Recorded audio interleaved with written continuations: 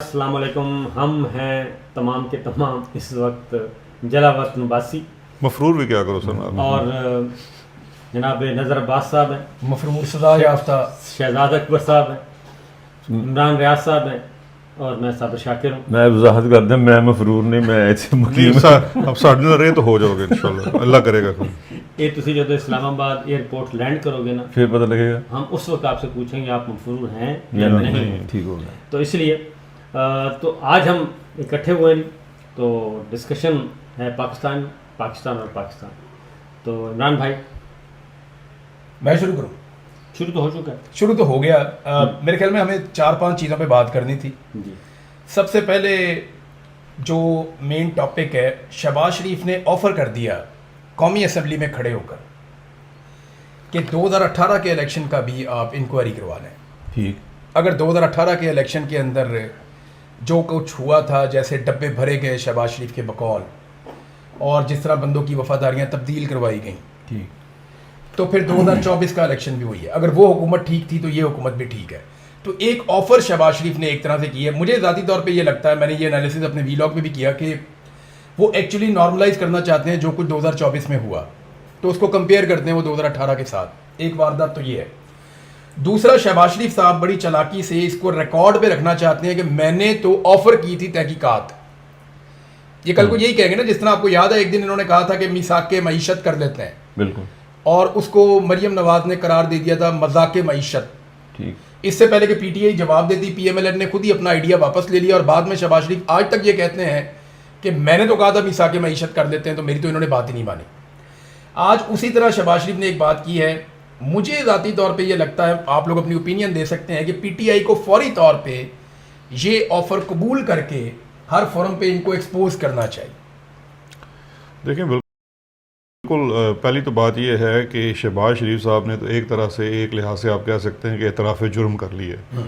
क्योंकि देखें, उन्होंने बात यहाँ से शुरू की है कि जी अगर आपको 2024 पे एतराज़ है तो 2018 भी खोल लें। तो 2024 तो आप मान गए ना कि आपने डब्बे भरे। लेकिन चलें, पीटीआई जिस तरह आप कह रहे हैं, तोड़े हैं तो वो भी तो तोड़ के जा हाँ, रहे हैं। तोड़ ये के जा वो रहे हुआ हैं। था। लेकिन सबसे बड़ी चीज़ ये है कि आप ज़रूर करें, क्योंकि देखें तहरीके इंसाफ का तो शुरू दिन से मौक़िफ़ ये रहा। इमरान खान साहब ने ऑफ़र भी की थी 2018 के बाद कि हम बनाते हैं, कमीशन आ जाए। इन्होंने एक भी इलेक्शन उज़रदारी नहीं की 2018 के ऊपर। और 2018 के ऊपर बाय द वे हमारे वो जो 35 अज़ादारियां उस वक्त पीटीआई की थी जी, और फाफन के जो वो थे हमारे, क्या उनका सरवर नाम था? बारी। सरवर बारी साहब, वो ऑन रिकॉर्ड हैं, क्योंकि वो इलेक्शन को मॉनिटर कर रहे शुरू, वो ऑन रिकॉर्ड हैं कि उस वक्त जो आरटीएस बैठा उसका फ़ायदा दरअसल उस वक्त की इस्टेब्लिशमेंट को हुआ, क्योंकि वो चाहते थे कि तहरीक इंसाफ की हुकूमत सिंपल मेजॉरिटी के साथ इक़्तिदार में ना आए। आप जीती हुई सीटें वहाँ पे हारी हैं। फिर इस तरह से मैनेज किया गया जिस तरह से 2024 में किया गया। उस हद तक तो नवाज शहबाज शरीफ ठीक है, लेकिन जुल्म किसके साथ हुआ ये। अब असल चीज़ ये है कि जी ज़रूर तहरीक इंसाफ को तो फौरी तौर पे मैंने नहीं फॉलो किया कि अगर, क्योंकि उन्होंने लीडर ऑफ हाउस अगर बात करता है तो लीडर ऑफ अपोजिशन को भी फ़ौरन बात करनी चाहिए। लीडर ऑफ अपोजिशन को फ़ौरन ये ऑफ़र एक्सेप्ट करनी चाहिए थी, एक शर्त के साथ कि जनाब आज़ाद कमीशन आज़ाद कमीशन होगा, अंपायर आपका नहीं होगा। शरीफों का शुरू से यही मसला रहा है ना कि उन्होंने अंपायर अपने लगाए, तो आपका अंपायर नहीं होगा। इंडिपेंडेंट अंपायर कर लें, कोई इंडिपेंडेंट बंदा कर लें जिसके ऊपर सब कुछ। इज इट पॉसिबल कि ये इंक्वायरी पाकिस्तान के अंदर से कोई करे ही ना? क्योंकि देखें, जब फौज और फौजी जर्नैल खड़े हुए होते हैं ना, तो पाकिस्तान का कोई इदारा, कोई रिटायर्ड जज भी ये हिम्मत नहीं करता कि उनके बच्चों का भी जीना हराम नहीं, कर दिया लेकिन जाए। देखें, क्या ये मुमकिन है जैसे ये स्कॉटलैंड यार्ड में पाकिस्तान में? उसमें प्रॉब्लम सुन लेना। प्रॉब्लम ये है कि अब मेरा एतबार बाहर के इदारों पे भी नहीं रह गया, क्योंकि अगर यूरोपियन कमीशन की 2024 के ऑब्जर्वर की रिपोर्ट दब सकती है, पब्लिक ही नहीं हुई। बिल्कुल पब्लिक ही नहीं हुई, कॉमनवेल्थ की दब सकती है। यही बात जो है ना जी, 2024 के इलेक्शन की तहकीकात, तो यहीं से एक यूएन की रिपोर्ट ले लें जी, एक यूरोपीय यूनियन की रिपोर्ट ले लें, एक आईएमएफ की रिपोर्ट, कॉमनवेल्थ की रिपोर्ट ले लें। ये 4 रिपोर्ट्स तो हैं बाहर, जो कि 2024 के इलेक्शन के बारे में पड़ी हुई। और उसके बाद यहाँ से स्टार्ट करें। अगली बात है, पहले ज़रा 2018 की बात कर लें। 2018 के इंतखाबात में हम बैठे थे, लाइव ट्रांसमिशन कर रहे थे, रिजल्ट्स आ रहे थे और पीटीआई जीत रही थी। आरटीएस बैठने से पहले अचानक खबर आई कि जी आरटीएस बैठ गया, रिजल्ट रुक गए। और वो इसलिए रोके गए थे कि इमरान खान की सिंपल मेजॉरिटी को रोकना था। और वही नंबर्स किस में तकसीम किए गए? 15 नंबर वो बाप पार्टी को दिए जी। गए, वो MQM को दिए गए, वो दिए गए आपके काफ लीग को, वो दिए गए आपके नून लीग को, इनको दिए गए वो नंबर। और वही नंबर फिर कब इस्तेमाल किए गए? जब आपका रेजिम चेंज ऑपरेशन वोट होना था। एग्जैक्टली वही पंजाब बंदे में थे। 20 से ज्यादा सीटें छीनी गई थी जी हाँ। और कराची में चंद सीटें दी भी गई थी। तो इमरान भाई ये भी एक सच है। वही 20 लोग थे जिन्होंने हफीज शेख को वोट नहीं डाला था। वोट नहीं डाला। देखिए कराची पंजाब में एग्जैक्ट वही नंबर आया जी, था हमें हमारा। हमें जब हम एक पहलू देख रहे हैं ना तो दूसरा भी देखना चाहिए। मिलिट्री एस्टेब्लिशमेंट ने RTS को बिठा के पंजाब, सेंट्रल पंजाब में, क्योंकि मैं ग्राउंड पे था, मैंने सर्वे किया था और पक्की रिपोर्ट्स थी, मकामी जर्नलिस्ट भी हैरान थे कि ये मुमकिन नहीं है कि यहाँ पे PTI हार जाए। वेव चली हुई थी। तो 20 से ज्यादा सीटें सेंट्रल पंजाब से चोरी की गई और कराची के अंदर कुछ थोड़ी सी सीटें ऑब्लाइज भी किया गया। तो उन्होंने इस तरीके से मैनेज किया कि इमरान खान की ना सिर्फ वो जुबान बंद करें बल्कि इमरान खान को बेसाखियां पकड़ा दें। जी। ये हुआ आपके साथ, लेकिन हुकूमत आपको बनानी नहीं चाहिए थी, लेकिन फिर भी आपने हुकूमत बनाई। अब जो 2024 में हुआ उसका कंपैरिजन पाकिस्तान के किसी भी इलेक्शन से किया जा सकता है। इज इट पॉसिबल कि आप उम्मीदवार को अगवा कर देते हैं? नहीं, इसमें तो ये किया ना 2024 में तो ये किया कि एक तो प्री पोल रिगिंग तो हुई, फिस्तायत बड़े हुई, पैमाने पे इंतखाब बड़े निशान पैमाने भी पे ले हुई, लिया। ठीक है ना। उसके बाद जो हुआ, इसके बावजूद PTI आज़ाद उम्मीदवार जीत गए और जीतने के बाद फिर तो ये हुआ ना 2024 में तो फॉर्म 47 तकसीम किया गया, बिल्कुल, जो कि 180 सीट्स के जी ऊपर, 181 सीट्स के ऊपर पाकिस्तान तहरीक इंसाफ 12 बजे तो तक इसके जीत ऊपर रही थी। तहकीकात करेगा कौन? अब ये सवाल है, तहकीकात कौन करेगा? देखें ऑफर एक तो हुई ना रिगिंग, प्री पोल रिगिंग हुई, एक हुई ऑन द डे रिगिंग हुई। अब उसमें दो डिफरेंट चीजें हैं, उसको डिफाइन कौन करेगा, इसको देखिए, देखेगा PMLN ने कौन? एक आपने भी शिकायत कहा की कि थी। इंडिपेंडेंट ऑब्जर्वर, फिर ये बात सामने आ गई कि इंडिपेंडेंट कहाँ से लेने, इंडिपेंडेंट बाहर से लेने हैं। बाहर वालों की हालत ये है कि अभी यूरोपियन यूनियन की आपने बात की है, उनकी बात की है, तो करेगा कौन? देखिए, PMLN ने एक शिकायत की थी, एक कि महकमा ज़राअत से किसी MPA को फ़ोन आया। वो MPA आज तक हमें सामने ही नहीं आया, दोबारा मिला ही नहीं, कि किसी MPA को महकमा ज़राअत ने फ़ोन किया और कहा जनाब कि आप PTI ज्वाइन कर लें, और फ़ोन करने वाले ने बताया कि मेरा ताल्लुक महकमा ज़राअत से है। अब वो हो सकता है कोई ISI को बंदा हो, कोई हरामददगी कर रहा हो और उसकी ये कोशिश होगी कुछ ना कुछ करके मैं PTI में इसको ज्वाइन करवा लूँ या कुछ कर दूँ, बहुत मुमकिन है। इसके अलावा और ऐसी कोई शिकायत नहीं थी। इधर तो बंदे घरों से गवाह हुए, चादर और चार दीवारी का तकद्दुस पमाल हुआ, अपने हजारों कारकुन जेलों में डाल ये दिया, मेरा अपने पॉइंट है ना इंतखाबी कि निशान इन छीन लोगों से आप किस तरह एक्सपेक्ट नहीं, करते हैं? मुझे दूसरा तो तो- लगता है ये ऑफर नहीं है, ये तो लिया। सर, इसमें गेम कमीशन कर रहे बना हैं। के ना नदीम अंजुम रिटायर हो गए, उनको कमीशन का बनाया गया। अच्छा, इसमें बाय द वे ठीक आप कह रहे हैं कि इसमें ज्यादती इतनी ब्लेटेंट हुई है 2024 में कि अगर नदीम अंजुम भी अंपायर बन जाए ना, ਉਹਦੇ ਕੋਲ भी फैसला लिखा नहीं जाना। मेरा मशवरा ये है कि अगर ये कोई सही रिजल्ट चाहते हैं तो काजी फैज ईसा को बना लें। सिर्फ पूरे मुल्क में एक ऐसा आदमी है जो शरीफों के हक में ये रिपोर्ट भी लिख सकता है। हाँ, उसके अलावा तो उसके बंदा अलावा कोई कोई। नहीं। क्या नदीम अंजुम से भी ये बार नहीं बल्कि उठाया। ये 3 बंदों पे कमीशन बनाए, एक आर्मी से लिया जाए जनरल नदीम अंजुम को, जी एक जुडिशरी से काजी फाइज ईसा को, जी और दूसरा चीफ इलेक्शन कमीशनर इसमें सिकंदर सुल्तान राजा को। राजा को, ये इन 3 का तीन- बना- और नहीं, जनरल बाजवा भी वेला है, उसको साथ शामिल करें। तो ये चारों मिलके एक कमीशन बनाए और 4 रुकनी कमीशन इसके ऊपर फैसला करे, ताकि जो बाकी कौम रहेगी ये गालियां देने में वो भी शुरू हो जाए। बल्कि अगर ये 4 लोग इकट्ठे बैठ ही जाएं, मेरे ख्याल है रिसोर्सेज ज़ाया करने के बाद बगैर कन्फेशन ही लिख दें तो बात हल हो जाएगी।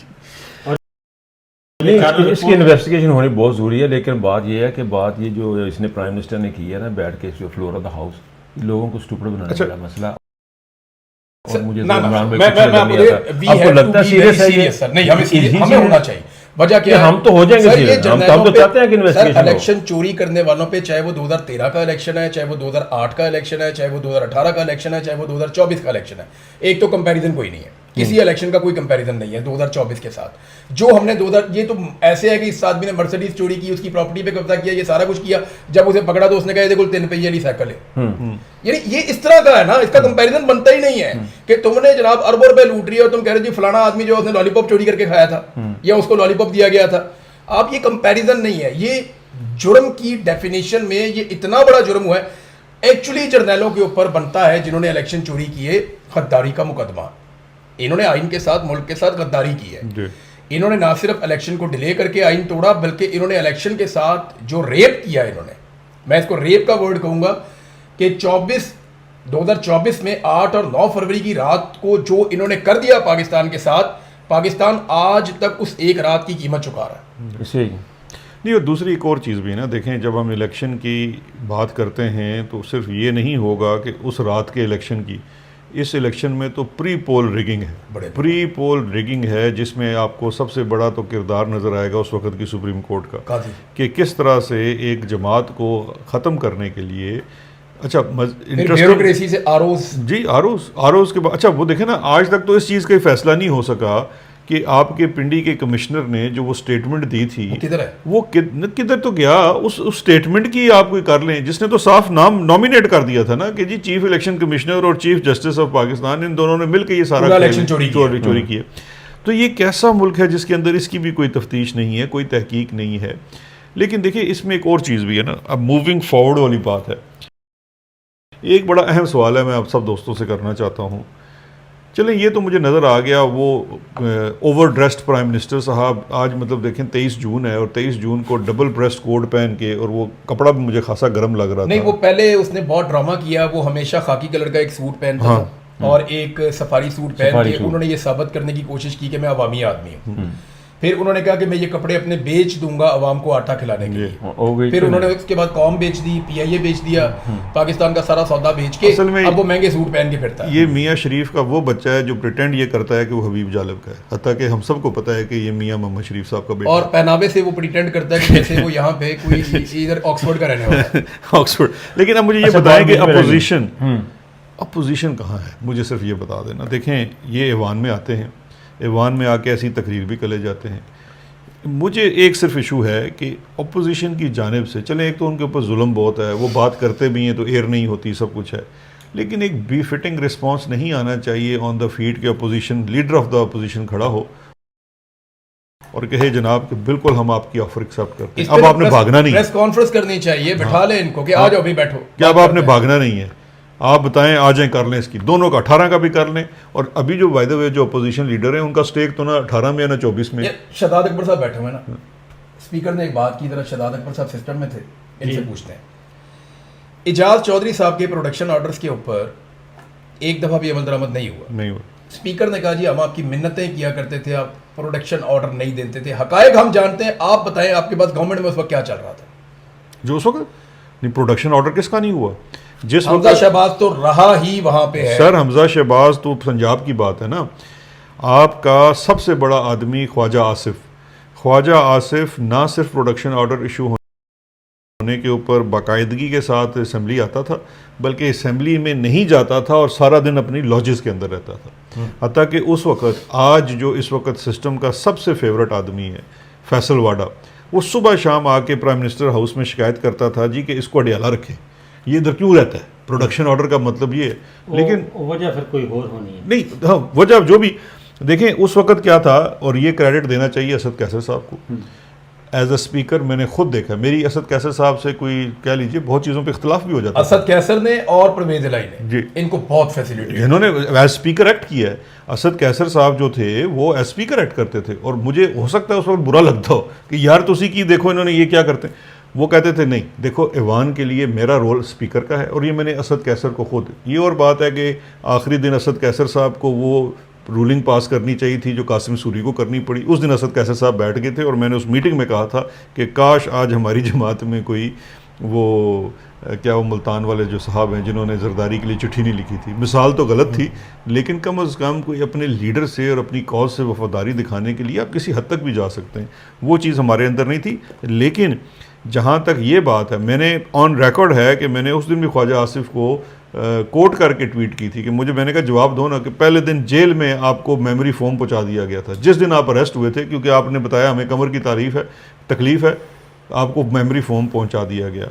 आपकी प्रोडक्शन ऑर्डर इशू होते हैं, और सिर्फ इसके प्रोडक्शन ऑर्डर नहीं, आपका शहबाज शरीफ प्रोडक्शन ऑर्डर के ऊपर आता था। रही बार है शहबाज। तो इसका मतलब ये है कि हमारी पार्लियामेंट जो आज की पार्लियामेंट है उसको फिर ये पार्लियामेंट का स्पीकर नहीं चला रहा। नहीं, स्पीकर तो खैर देखें ना, स्पीकर तो कहीं एग्जिस्ट ही नहीं करता। वज़ीर-ए-आज़म ही नहीं चल रहा। वज़ीर-ए-आज़म पाकिस्तान, सदर पाकिस्तान का स्टेटमेंट सुना, पीपल्स पार्टी जिसने अपनी पूरी पॉलिटिक्स को जब दोबारा खड़ा किया 80s में, तो एंटी एस्टेब्लिशमेंट बयानिया के ऊपर खड़ा किया। भुट्टो की फांसी से पहले जब भुट्टो के अच्छे ताल्लुकात थे जर्नैलों के साथ, तो भुट्टो ने इस पार्टी को बिल्कुल ऐसे रखा जैसे काफ लीग है। भुट्टो ने जर्नैलों को डैडी भी कहा, उनके साथ बहुत ताल्लुकात बनाए।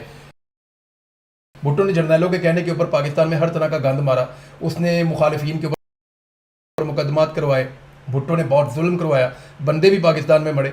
भुट्टो की कोई पॉलिटिक्स जब उसने अपनी ज़िंदगी में आगाज़ की तो कोई काबिल फ़ख्र नहीं है, उसके ऊपर कोई आदमी फ़ख्र नहीं करता, तो बहुत जुल्म किया उसने। लेकिन अगर जुल्फ़िकार अली भुट्टो साहब को फांसी ना दी जाती, हाँ, तो वो पाकिस्तान का बहुत बड़ा मुजरिम होता, वो बहुत बड़ा विलन जमहूरियत के तौर पे उनको जाना जाता। भुट्टो ने फांसी लेकर अपना दाग धो दिया। पीपल्स पार्टी ने बेनज़ीर भुट्टो की क़यादत के अंदर एक इनकलाबी पॉलिटिकल पार्टी, या कम से कम चले इनकलाबी नहीं तो एक ऐसी पॉलिटिकल पार्टी जो एंटी एस्टेब्लिशमेंट थी, बीपी ने वो सारा वैक्यूम कवर कर लिया।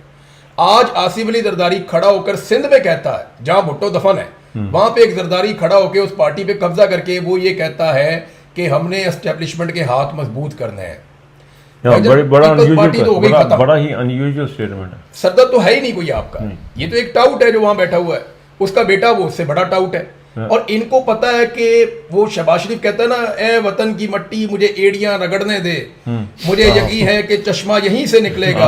ये सारे मिलके ना जीएचक्यू के बाहर एड़ियां रगड़ रहे हैं कि चश्मा इधर से ही निकलेगा, इक्तदार का चश्मा इनका वहां से फूटता है। हत्ता कि इनको बताएं इमरान साहब, मैं खुद पोठवार से हूँ, वहाँ पानी जो है ना वो 180-90 फीट से नीचे ही जाता है। एड़ियों से तो नहीं निकलता, ये एड़ियां बहुत रगड़नी पड़ेगी।